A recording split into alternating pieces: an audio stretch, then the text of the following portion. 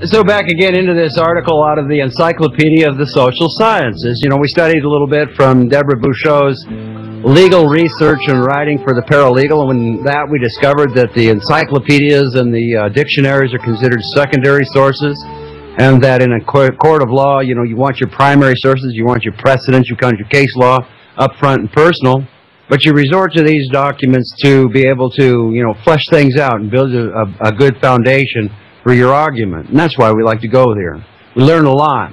I do, certainly, from the encyclopedias and the dictionary in my library. From this, we then go out, jump out into all of the various and sundry bibliographical material that might support a lengthy article like this one written by a Paul T. Homan, H-O-M-A-N, Homan, get down, dude, yeah.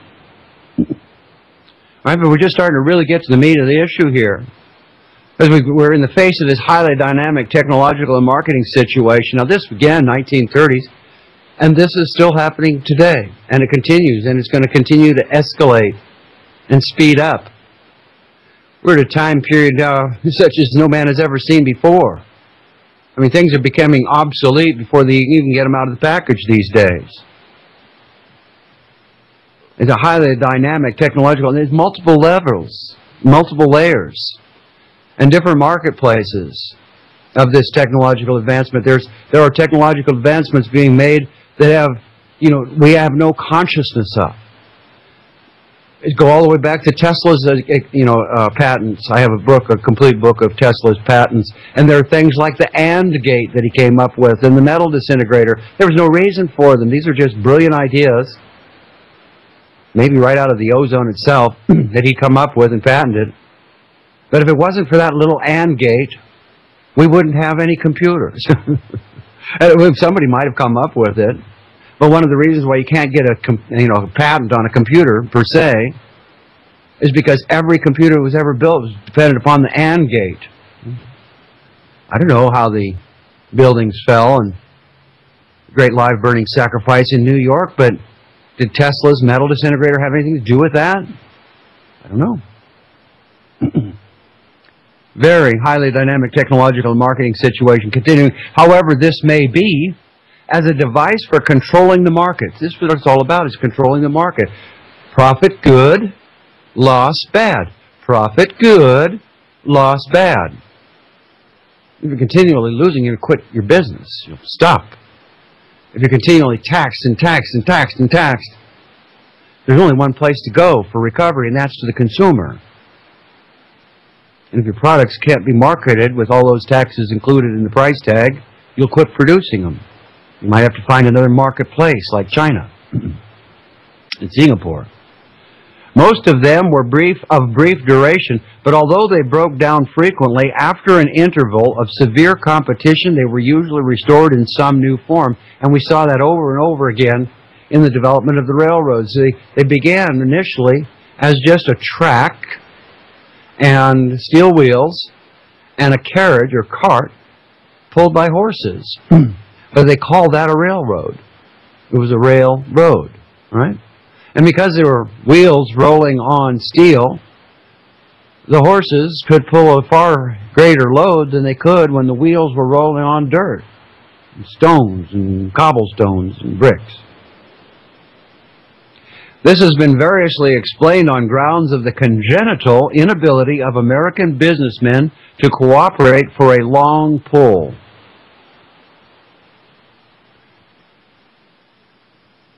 That's important.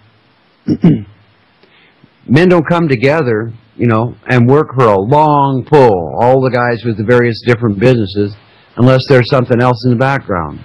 And that's the aim of this idea of the public-private partnership, where you use the power of all of your bought and paid for whores in Congress to write the legislation, and all of your bought and paid for whores in the law, lawyers and judges and lobbyists, all these bought and paid for whores in government, you use them in conjunction. That gives you the force of law. That's the barrel of the gun.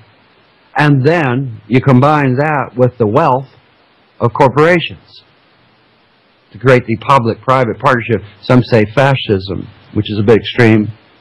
Public-private Partnership is what is, I think, a little bit more palatable and understandable. Continuing, of the inherent instability of the economic situation within which the agreements were functioning, the inherent instability of the economic situation. As soon as you bring new products and things to the market, all of a sudden, somebody comes up with a better mousetrap.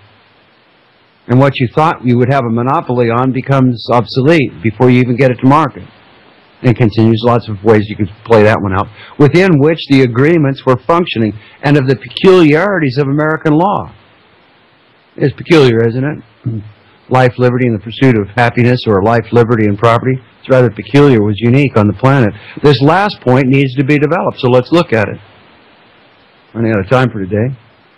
As cases involving agreements for monopolistic control of the market came before the courts of the various states, the common law principles relating to unreasonable restraint of trade were at the outset applied almost uniformly, so that the terms of the agreements became invalid as contracts and non-enforceable in law. Very important distinction here, because now we're coming away from the common law and fully embracing once again admiralty law and lex mercatoria, the law merchant. And of course, with the advent of the Commission on Uniform Laws and the Uniform Trust Act and other things, this uniformity, it's like universal, it's like Catholic, you know. But as this came into play, the common law went bye-bye.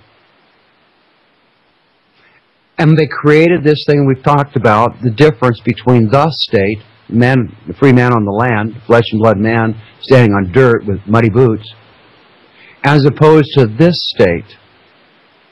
This is this all-out war that rages between legal positivism and the natural law. The man stands there in the natural law, endowed by his Creator with a certain unalienable rights.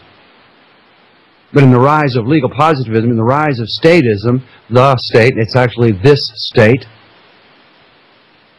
takes on a whole new ambiance, a new persona, a legal fiction, if you will. But there's really not much new about it, at least in this time period.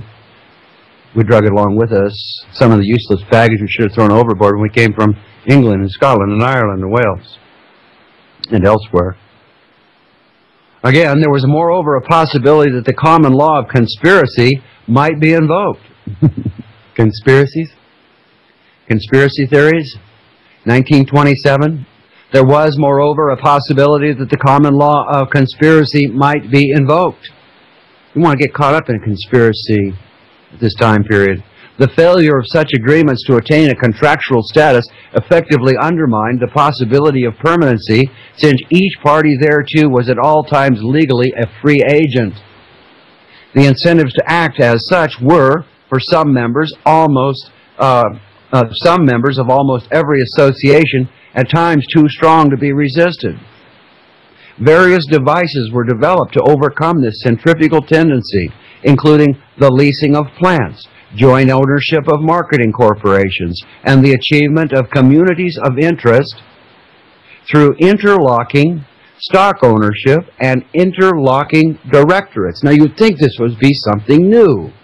This was a book that somebody just put out yesterday, and they're being interviewed all over the internet. Wow! Revealing. Maybe it's been known for a long time. But unfortunately, through our system of education, having set aside the trivium, the quadrivium, and just gone into the see-say, you throw away phonetics, throw it under the bus, and everything's just see-say. And if, by the way, if you see something, do be sure to say something.